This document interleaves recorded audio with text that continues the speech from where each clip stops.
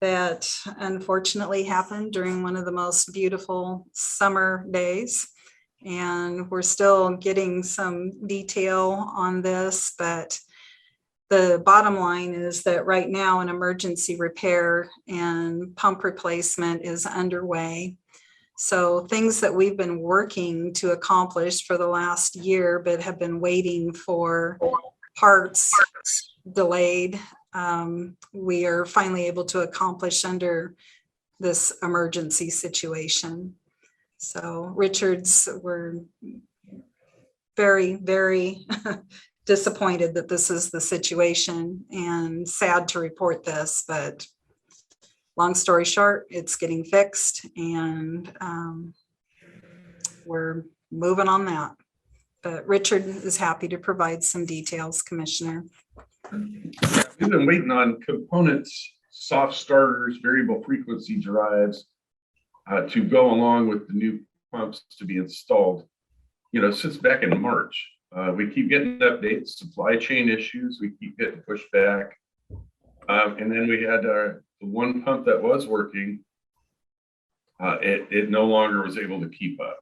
It was still on, it was still pumping, but it just has lost its ability to keep up.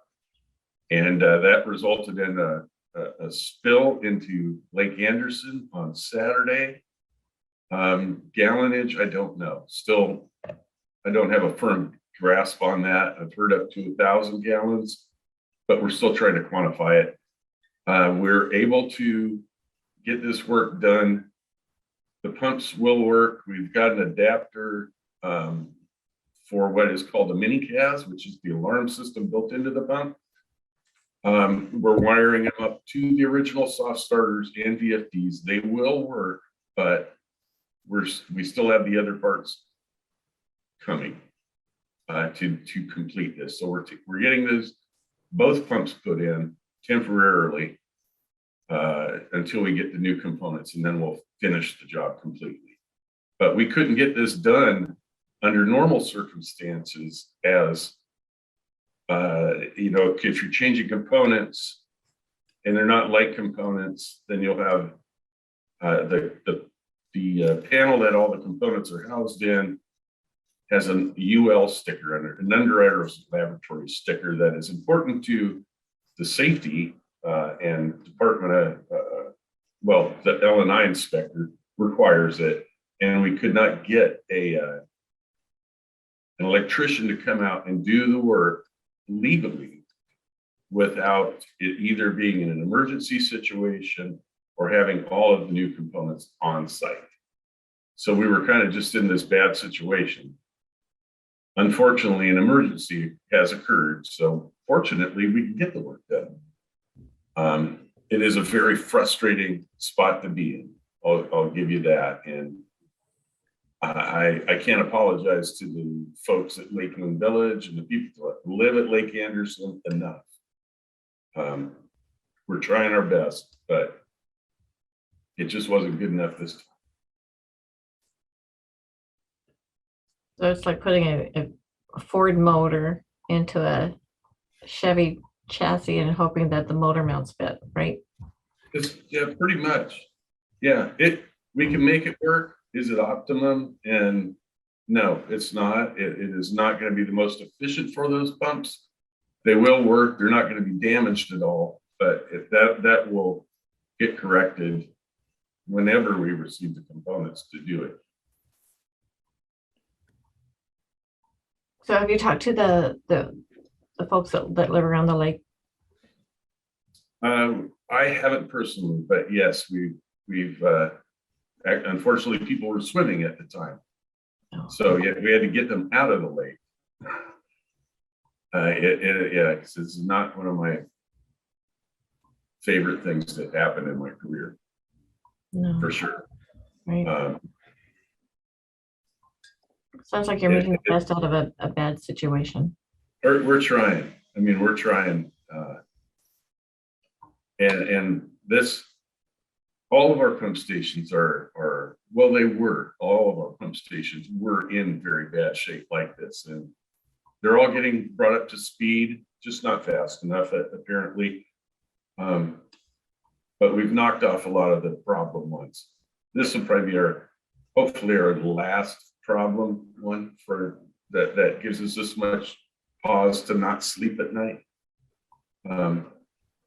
But yeah, we definitely extend our apologies to Lakeland Village and its community, and I agree with them. This should never happen, but I've got to go forward from here. It happened.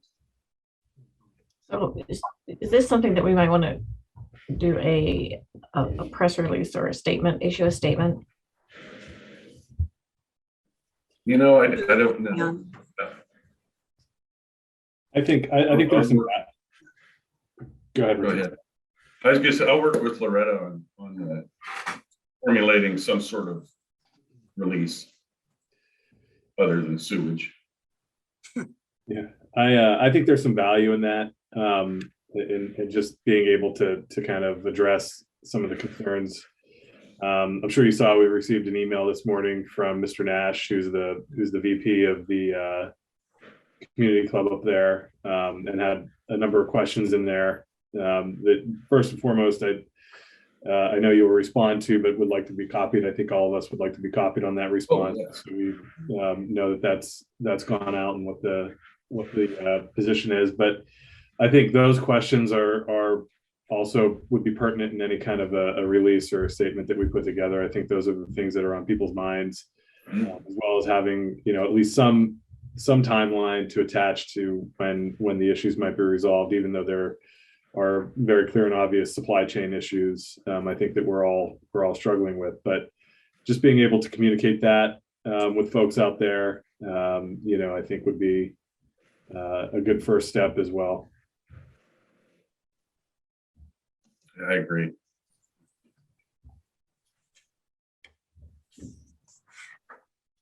Yeah, as soon as, well, it's been actually, Richard said March or so, but we began acquisition for the pump and the components about a year ago. So it's been that long, and no constant questions and pressure and follow-up from Justin and Richard, and it's similar throughout the utilities. Richard had to do some arm twisting just for a pump quote here recently. The other things that you might recall, commissioners, that we did was to install the smart covers. They were certainly very useful in this situation, alerted us to the fact that the pump was not able to keep up. We went out for additional contract services to be able to pump and have emergency pump response. So everything that we have control over, we've taken steps to make sure that we have those backup resources available. Right. Apparently we did have one pumper on site that was there, filled their truck. Their second truck showed up on site and did not have the correct fitting required to suck sewage out of our station. And it was during that time that we had the overflow. So, I mean, we were trying everything that we had, using all the resources that we had available to us, and utilizing the, contractors that would respond on the nicest weekend of the year so far.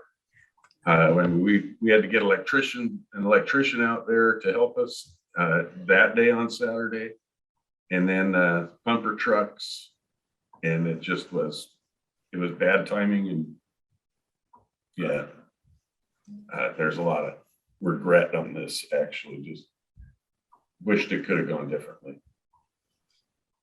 Truly unfortunate. Yeah. We'll follow up, commissioners, with the response to both the Lakeland Village Association and then the news release, and get that out later this afternoon. Yep. Okay, next thing, just to let commissioners know, we're preparing a series of outreach